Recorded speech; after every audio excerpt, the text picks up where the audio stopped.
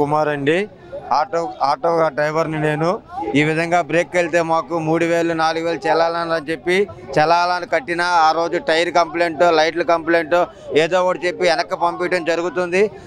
మళ్ళీ కట్టిన చెల్లాన రద్దు అవడం, మరొక చెల్లాన మళ్ళీ కట్టడానికి ఎన్నిసార్లు మేము తిరుగుతున్నాము. ఆర్టీఓ గారు కానీ మా పైన పోలింపులు వేధించే వేతనలు కానీ చాలా బహుగా ఉన్నాయండి. మా కిరాయిలు రోడ్డు మీదకి వస్తే కిరాయిలు తక్కువ, మా కేసులు ఎక్కువైపోయినాయి.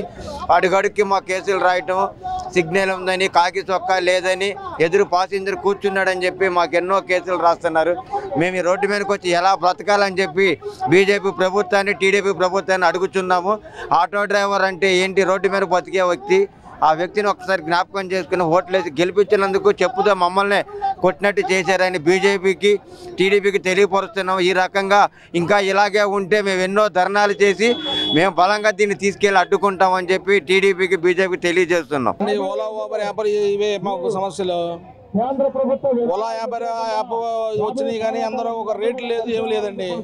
మాకు రేట్లు కావాలా, ఓలా వ్యాపార రేట్లు కావాలా. తర్వాత ఆర్టీఓ విధానం అన్నది అది ప్రైవేట్ పరం చేశారు. అది ప్రైవేట్ పరం చేయకుండా గవర్నమెంట్ అండర్లోనే ఉండాలా.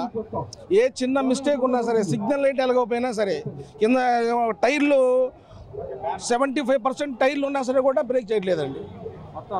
మొత్తం ఆన్లైన్ ఇచ్చేస్తున్నారు. మొత్తం అన్నీ చేయించుకోవాలంట. మేము 15 సంవత్సరాలు అవుతుంది బండి. ఆ 15 సంవత్సరాల్లో బండి తిప్పి అన్నీ చేయించుకొని మరి బాగు చేయించుకొని వెళ్ళాలంటే కనీసం బండి మొత్తం బాగు చేయించుకుని వెళ్ళాలంటే 20,000 30,000 అవుతుందండి. అది చేయించుకొని వెళ్ళినా సరే ఏదో ఒక ప్రాబ్లం చెప్పేసి మళ్ళీ వెనక్కి పంపించేస్తున్నారు.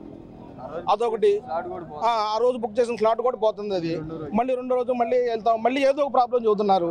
అలా ప్రైవేట్ పరంగా కాకుండా గవర్నమెంట్ పరంలోనే గవర్నమెంట్లోనే ఇది ఆర్టీఓ ఉండాలని చెప్పేసి మా ఆలోచన మాది. అలాగే ఊబర్, ఓలా, ర్యాపిడో ఇవి కూడా రేట్లు కూడా పెంచాలని చెప్పేసి మేము డిమాండ్ చేస్తున్నాం. ఇదే మా డిమాండ్.